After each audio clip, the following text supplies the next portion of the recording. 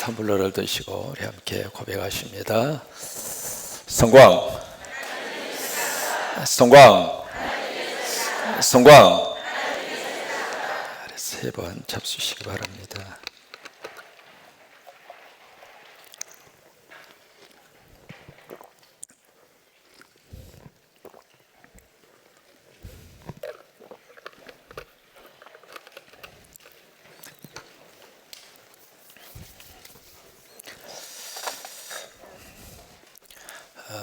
우리가 지금 에스겔이라고 하는 예언자를 만나고 있습니다. 한 가지 묻습니다. 성경에서 말씀하시는 이 예자가 한문으로 좀 우리 생각을 해보실까요? 미리 에일까요? 막길 에일까요? 여기서 굉장히 중요한 의미가 여기서 판가름 납니다. 우리말에 이 예언이라고 하는 말을 쓸 때 우리가 예언자라고 하는 말을 쓰면서 이 예자가 어떻게 표기가 되어져 있느냐면 미리 예자로 표기가 되어 있습니다. 여기서 우리 성경이 말하는 예언자와 우리가 생각하는 예언의 관점이 180도로 틀려진 겁니다. 원래 이 예언자라고 하는 말은 히브리 말로 나비라고 하는 뜻입니다. 영어는 prophet이라고 하는 말을 쓰죠. 이 나비라고 하는 이 단어의 뜻은 말하도록 부름받은 사람을 나비라고 합니다. 그러면 무슨 말을 하도록 부름을 받았는가? 하나님이 맡긴 것을 말하도록 부름받은 사람이에요. 그러니까 여기서 말하는 예언이라고 말을 할 때 이 예자라고 하는 것은 미리 예자가 아닙니다. 미래의 것을 당겨서 말하는 사람이 아니라 그 말이에요. 우리가 여기서 착각을 하고 있는 거예요. 예언한다 그러면 마치 미래에 되어질 사건과 미래에 되어질 그 일들을 미리 알아서 우리에게 말해주는 사람으로 그렇게 착각을 하는 거예요. 그러나 성경에서 말하는 예언의 뜻은 그 예자가 아닙니다. 맡길 예자입니다. 누가 맡겨주시는가? 하나님이 맡겨주시는 거예요. 그러면 하나님이 무엇을 맡겨주시는가? 말씀을 맡겨주시는 거예요. 그래서 그 사람을 히브리 말로 나비, 영어로 프로펫, 그리고 우리는 예언자라고 하는 이야기를 하는 거예요. 그러면 예언자들은 무슨 사명을 가지고 있는가? 하나님이 맡긴 것만 이야기하면 돼요. 근데 하나님이 맡기지도 않았는데 자기 속에서 막 이야기를 하는 경우들이 있죠. 그것을 가리켜서 거짓 선지자, 거짓 예언자라 그렇게 이야기를 하는 거예요. 오늘 성경에 보시면은 오늘 이 에스겔서 13장에 무슨 말씀을 지금 취급을 하고 있는가? 예언자라고 등장하는 사람들이 있는데 이 사람들이 하나님의 말씀이 주어지도 않았는데 하나님이 맡기지도 않았는데 하나님께서 나에게 맡기셨다고 그러면서 이야기하는 사람들이 우후죽순처럼 나타나기 시작한 거예요. 그럼 그 사람들의 특징이 바로 무엇인가? 세 가지 특징을 가지고 있습니다. 2절에 보시면은 그 사람들은 어떤 사람들이냐면 자기 마음대로 예언하는 사람. 하나님이 주신 것이 아니에요. 그냥 자기 마음에서, 자기 속에서 여기에 이미지네이션이라고 하는 말을 씁니다. 자기 상상에서 나온 것을 하나님의 말씀이라고 지금 이야기하는 그런 하나의 특징을 가지고 있고요. 3절에 보시면은 자기 심령을 따라서 예언하는 어리석은 선지자, 그렇게 표현을 하고 있습니다. 자기 심령, 다시 말해서 자기 생각이라 그 말이에요. 17절에서도 같은 말씀을 지적을 하고 있습니다. 너희 인자야, 너희 백성 중에 누구 마음대로, 크게 누구 마음대로, 자기 마음대로 예언. 그러니까 이 말이 모순점이 있는 거예요. 뭐냐면 예언이라고 하는 이 예자가 맡길 예자라면 하나님이 맡기지도 않았는데 하나님이 나에게 맡겼다고 이야기하는 사람이 있다 이 말이에요. 그게 바로 거짓 선지자, 거짓 예언자의 첫 번째 특징입니다. 그러면 두 번째로 이 거짓 예언자의 두 번째 특징은 바로 무엇일까? 바로 여기 보면 4절에 보시면 자기의 입속만 챙깁니다. 4절에 이스라엘아 너희 선지자들은 황무지에 있는 뭐 같아요?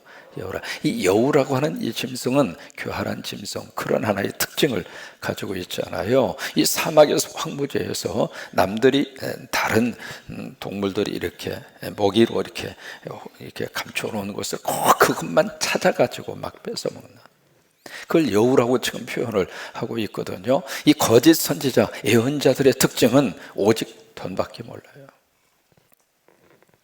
그게 이쪽으로 19절에 가서 보시면은 어떻게 표현을 하고 있느냐면, 여기 이제 예언자 가운데 남자도 있고 여자도 있고, 그래서 후반부 17절부터는 여자입니다. 여자의 거짓 선지자들을 17절부터 지적을 하고 있는데, 그 부분에 보시면은 여기 19절에 너희가 두어 웅큼의 보리와 두어 조각의 떡을 위하여, 이게 바로 뭐냐면 요즘 우리식으로 말하면 복채입니다. 이 복채, 여기에 두어 웅큼의 보리, 그 다음에 두어 조각의 떡, 그것이 그 사람들이 요구하는 복채예요. 그 복채를 바치면 이 사람들이 마치 무당식으로 그들에게 예언을 해주는 거짓 선지자와 거짓 예언자들이 등장했다고 하는 거예요.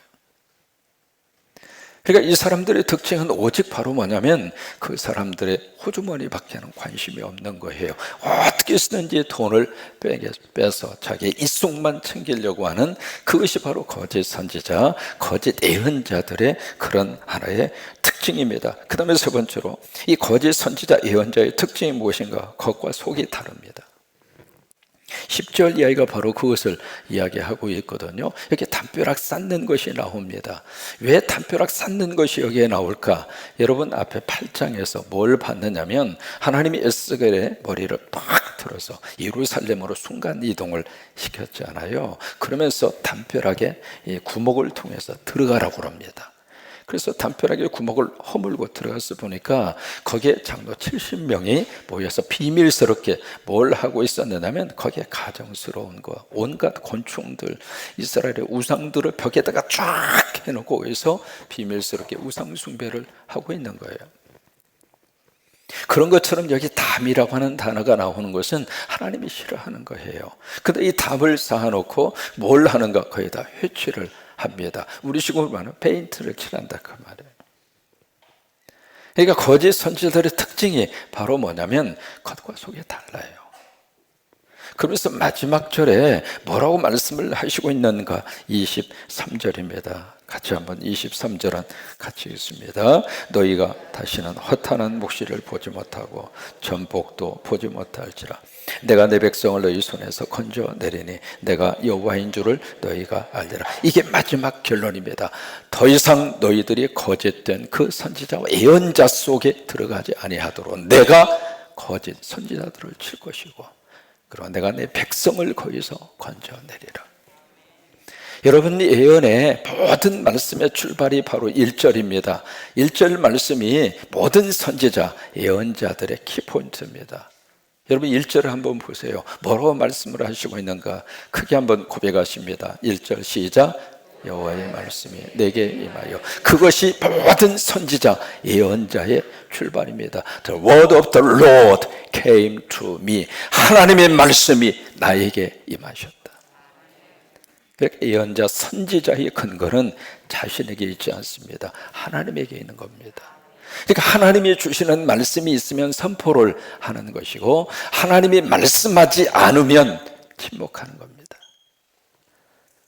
그래서 모든 선지자, 예언자들이 그 앞에 꼭 등장하는 단어가 여호와께서 가라사대, 여호와께서 가라사대. 하나님의 말씀이 나에게 임하여. 그것이 바로 모든 선지자, 예언자의 권위입니다. 근데 하나님이 주시지도 않았는데, 받지도 않았는데 막 자기 생각에, 자기 상상에, 자기 판단에 이것이 하나님의 말씀이라고. 여기서 두 가지를 생각합니다. 첫째로, 왜 그런 가짜들이 등장을 할까? 또 하나, 왜 그 가짜들이 그렇게, 그 당시 에스겔뿐만이 아니라 선지자들이 굉장히 많았습니다. 왜 그런 가짜들이 그렇게 흥황을 하고 그렇게 가짜들이 판을 칠 수밖에 없었는가? 가짜들을 좋아하는 사람들이 많았다 그 말이에요. 우리가 이 부분을 묵상을 하면서 꼭 하나 현실적으로 기억해야 할 필요가 있습니다. 우리 한국교회 안에 묘하게 무당식 잘못된 무속 신앙적 신앙관을 가지고 있는 교인들이 있습니다. 서울의 어느 한 교회의 사모님이십니다. 그 사모님은 용하다고 소문이 난 사모님이세요. 그 교회에 성도가 오면 이 성도하고 신앙 상담을 한다고 그러면서 무슨 얘기를 하느냐면 이 그 교인들, 그 성도들의 과거 이야기를 슬쩍슬쩍 이렇게 건듭니다. 여러분, 어느 사람이든지 과거 없는 사람이 있어요, 없어요? 여러분, 과거 없으세요? 어느 사람이든지 과거 다 가지고 사는 거예요. 과거가 없이 어떻게 현재가 있습니까? 그러면 그 과거의 삶 가운데 눈물 나는 일이 있었어요, 없었어요? 다 있는 거죠. 근데 이 사모님이 눈을 3번 껌뻑이면서 과거의 그 일을 살짝 이야기하면서 과거에 만났던 남자의 특징, 그 다음에 가슴의 아픔, 그런 이야기 이렇게 하는 거예요. 이제 그러면서 하는 말이 당신에게 앞으로 한 3년 정도 큰 애군이 끼어져 있다. 이게 어디서 들어본 말 같기도 하고 이상한 말 같기도 하고, 그 우리 이제 사모님이 하는 거예요. 애군이 당신 끼었는데 그 애군을 막아야 된다고. 그러니까 이게요, 교인들은요, 교인들뿐만이 아닙니다. 사람의 심리가 그래요. 뭔가 우리 집에 큰일이 발생한다, 우리 집에 나쁜 일이 생긴다, 가만히 있겠습니까? 아니면 어떻게 하겠습니까? 사모님, 어떻게 했으면 좋겠어요? 그래요? 내가 당신 위해서 하나님 앞에 특별 기도를 바칠 터이니까 5천만 원만 헌금을 하라고. 왜 거기서 돈이 나옵니까? 그래서 이제 이 사람이 뭐라도 잡아야 되잖아요. 그래서 어떻게 해서 5천만 원을 딱 해서 이제 헌금을 한 거예요. 그러더니 한 2, 3년 지난 다음에 당신 집에 애기 없지? 애기가 없어요. 그걸 위해서 특별히 며칠 기도를 바치면 하나님이 아기를 줄 거라고. 근데 그냥 하면 안 되고 1억을 헌금해야, 그래야 하나님이 생명을 주신다고. 하나님이 돈 받고 아기 주는 그런 하나님이라면 우리가 왜 믿어요? 그래서 이제 아기를 갖고 싶은 그런 마음에 1억을 헌금을 한 거예요. 그런데 희한하게도 아기가 생겼어. 그러니까 사모님의 인기가 하늘을 찌를 듯이요. 그런 식으로 해서 그분이 사모님을 통해서 바친 돈이 3억이었습니다. 이게요, 그것을 노리는 사모도 문제지만은 거기에 같이 놀고 있는 교인도 문제라 그 말이에요. 이게 바로 무엇인가? 기독교 무당입니다.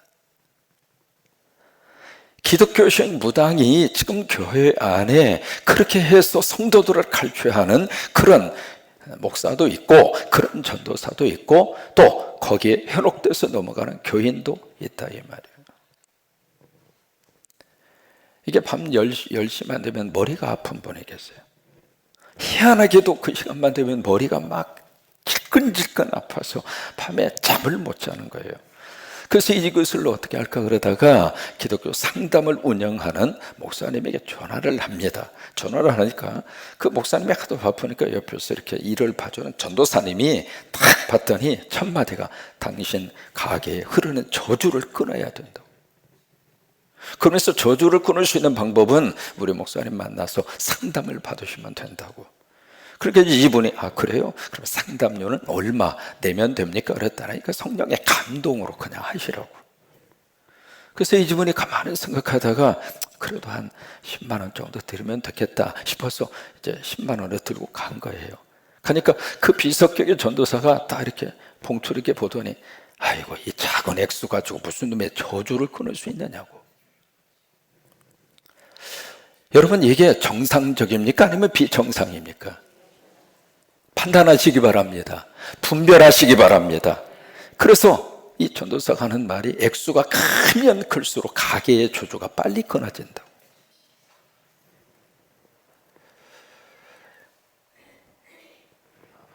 어느 자매가 새벽기도 열심히 나와서 심각한 표정으로 기도를 열심히 합니다. 그래서 새벽기도 나오니까 감사하죠. 근데 뭐 이렇게 심각한 문제가 있을까 싶어서 이제 이렇게 난 여쭤보니까, 목사님, 제가 앞으로 3년 동안 이게 악재가 끼어가지고, 삼재가 끼어가지고 그 악재를 끊으려고 열심히 기도하고 있다고. 이게 고개를 갸우뚱거리게 하는 거예요. 여러분, 삼재는 어디서 쓰는 단어입니까?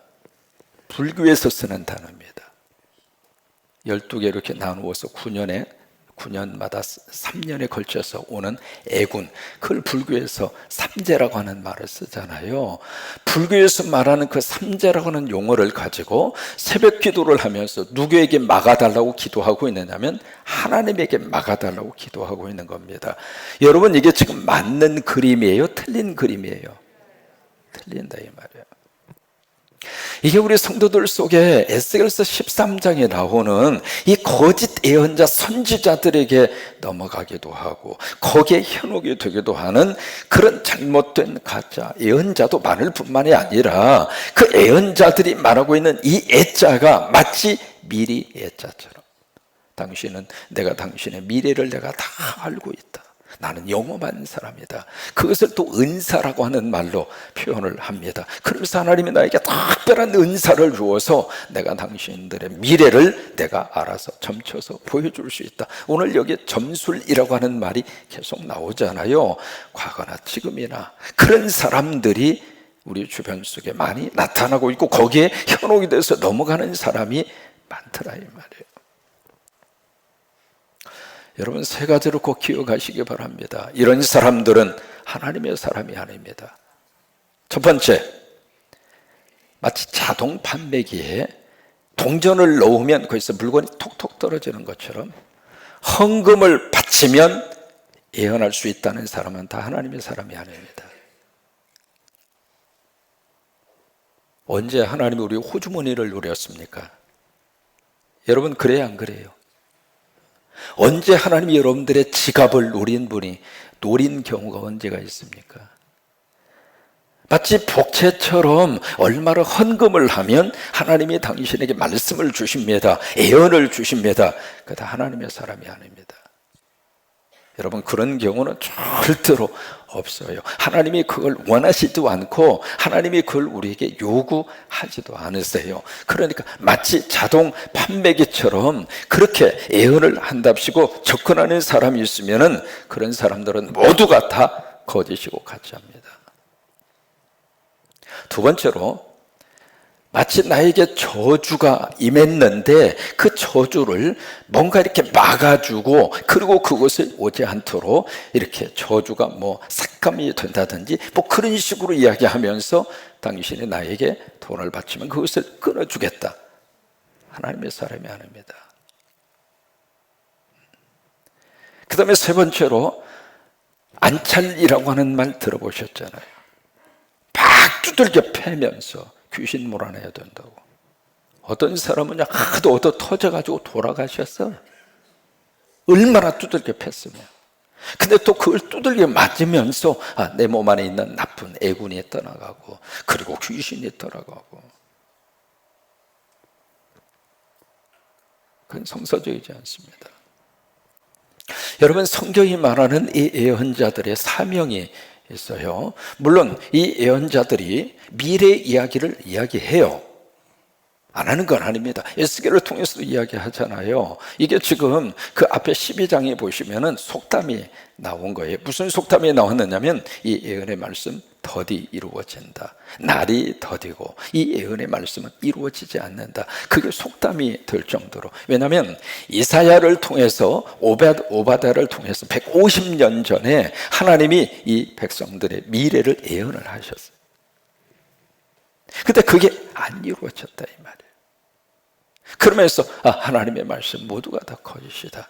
에스겔 당신이 이야기하는 이 말도 거짓일 뿐이다. 그러면서 그게 아예 속담이 될 정도로, 그런 식으로 해서 이렇게 쫙 퍼져 있을 정도로 그 속담이 국민들 사이에서 막 회자가 될 정도로. 그러니까 거기에 대해서 12장 그 후반부에 하나님이 그것을 딱 지적을 하면서, 그래, 이 속담 더 이상 속담이 되지 아니하도록 내가 그들을 치리라.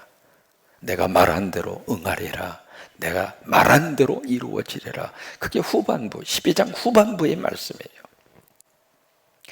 이 예언자들을 통해서 미래의 이야기를 이야기해요. 근데 왜 그 말씀을 하시는가? 현재 여기에서 하나님 앞에서 회개할 것을 회개하고, 고통 속에 있는 그들을 격려하고 그 목적에서 미래에 대한 말씀을 살짝 건드려서 이야기를 하시는 거예요. 그러니까 예언자들은 마치 점을 치는 것처럼, 마치 무당이나 아니면 점쟁이들처럼 예언자들이 예언한 게 아닙니다. 우리가 믿음 생활하면서 하나님을 점쟁이로 취급하지 마세요. 아니, 목사들을 마치 무당처럼 취급하지 마세요. 내가 답답하니까, 내가 힘드니까 목사님 이 땅 사야 돼요, 말아야 돼요. 그러면 제가 뭐라고 그럴 것 같아요? 알아서 하세요. 만약에 여러분들이 저에게 목사님 이 주식 사야 돼요, 말아야 돼요. 그러면 제가 뭐라고 할 것 같아요? 내 소관 아니에요.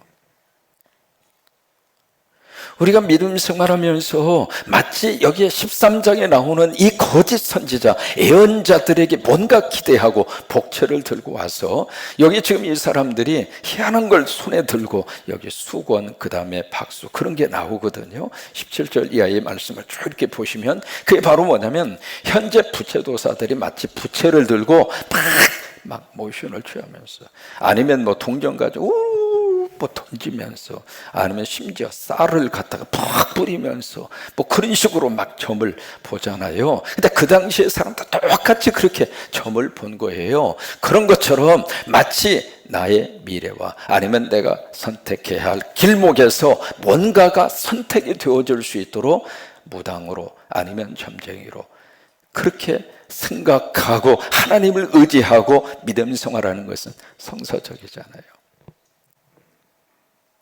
내일 일은 하나님에게 맡기고 사는 거예요. 내일 일은 내일 염려할 것이요. 그러니까 미래를 우리가 알고 사는 것이 아니라 미래는 하나님의 소관이에요. 미래는 누구도 몰라요. 그저 하나님을 의지하고 우리 신앙의 사람은 어떻게 사는가, 그 불안한 미래를 어떻게 해서라도 내가 알고 그것을 내가 막을 것을 막고 그리고 취할 것을 취해서 내가 복을 받고 액땜을 하고 뭐 그런 차원으로 우리가 믿음 생활하는 것이 아니라 그것은 전능하신 하나님의 거룩한 손에 있으니 하나님의 거룩한 뜻에다가 우리가 맡겨드리면서, 왜? 하나님은 우리를 사랑하는 분이고 하나님은 우리를 살리시는 분이고 하나님은 우리를 잘되게 하시는 분이고 그 믿음으로 미래를 불안해하면서 미래를 우리가 사는 것이 아니라 그것을 하나님의 거룩한 섭리 안에 맡겨드리면서 오늘 하루 살아있음에 감사하면서, 오늘 하루 내가 지금 움직일 수 있음에 감사하면서, 여러분 일상의 모든 평범한 삶이 기적이고 축복이지 않습니까? 내가 먹을 수 있는 것이 기적이고 그 평범한 그 속에서 하나님 앞에 감사하면서 오늘을 성실하게 살아내는 것이 크리스찬의 삶이에요. 마치 미래의 안개 속처럼 이 코로나 사태가 벌어지니까 더 그러죠. 막 불안해하면서, 그러면 과거적인 것도 그 다음에 현재적인 것도 미래적인 것도 모든 것이 하나님의 손에 있다는 믿음을 가지고 살면서 마치 무당과 점쟁이들처럼, 예수 믿는 사람이 점집에 출입하는 비율이 30%라고 하는 이야기 지난번 말씀드렸잖아요. 여러분 충격이에요. 오늘 교회 안에 있는 이 잘못된 무속적인 무속신앙, 잘못된 그런 무속적인 그런 요소들이 오늘 이 새벽에 함께 하나님 앞에서 이제는 더 이상 그런 데 현혹되지 마시고, 가끔 그런 이야기 해요. 목사님 재미로 좀 점점 볼 수 있지 않아요? 자, 보실까요? 점을 재미로 봤다. 자, 보세요. 점이 재미로 끝납니까? 점을 만약에 재미로 봤는데 그 점괘가 내 가슴에 새겨질까요? 없어질까요? 그 점괘가 나를 딱 잡아버려요. 그래서 그게 영향을 받아요. 그 지배를 받아요. 그래서 마음이 찜찜해요. 사람은요, 안 들으면 차라리 생각을 안 해요. 근데 들으면 그게 가슴에 거름직해가지고 어떡하지? 내 자식한테 무슨 일 생기면 어떡하지? 세상에 내 남편한테 큰 일이 생긴대야 여러분 거기서 자유함이 있습니까? 그게 재미입니까? 재미로 토종 비결 한번 볼 수 있지 뭐. 재미로 사주팔자 한번 볼 수 있지. 여러분 이게 재미로 할 수 있는 그런 일들이 아니라 그 말이에요. 재미로 할 수 있는 일이 아니에요. 이것은 접근해서는 안 되는 내용들이고 여기다가 우리 마음을 뺏겨서는 안 돼요. 우리는 누구를 의지하고 사는 사람인가? 하나님을 의지하고 사는 사람이에요. 미래에 대해서 너무 불안해하지 마시고요. 미래에 대해서 너무 두려워하지 말고 왜? 하나님의 거룩한 섭리 앞에 맡겨드리면서 오늘을 최선을 다해서 살면 미래는 하나님께서 열어주시고 그래서 하나님이 살려주시고 하나님의 거룩한 섭리와 뜻 안에서 내 후손도 내 자녀도 우리의 앞길도 하나님께서 역사하신다. 하나님을 무당으로 둔갑시키지 마세요. 성경을 마치 무당 점집에 예언을 우리에게 뽑아주는 그런 행운의 어떤 점괘처럼 성경을 그렇게 이용하지 마세요. 그러라고 우리에게 말씀을 주신 게 아닙니다. 제가 고집스럽게 강의 설교를 고집스럽게 주장하는 이유 중에 하나가 있습니다. 설교자들은 설교 본문 선택하는 것이 굉장히 어렵습니다. 이게 설교가 한두 번 하는 설교가 아니지 않습니까?